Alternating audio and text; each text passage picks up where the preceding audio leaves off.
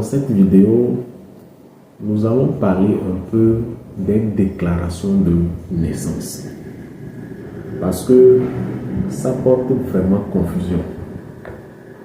Il y a plusieurs personnes qui m'ont demandé que c'est où exactement ils doivent faire la déclaration de naissance. Je vais vous expliquer.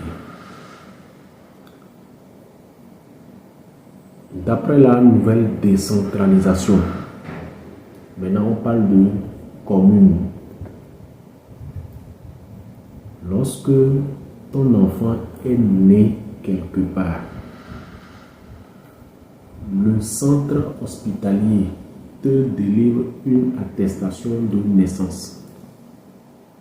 Maintenant, tu t'y rends dans un centre d'état civil de ce ressort territorial, c'est-à-dire là où le centre hospitalier est, il est couvert par quel ressort territorial, il est couvert par quelle commune. Ça veut dire que tu dois te rendre dans un centre d'état civil situé dans cette commune pour faire la déclaration de naissance. Je m'explique mieux. Il y a certaines personnes, je prends un exemple de quelqu'un qui habite à Bala. Son lieu de résidence c'est Bala. Mais sa femme a accouché au centre hospitalier Sylvanus Olympio. Ça veut dire que c'est dans Golf, alors que Bala c'est dans Zion.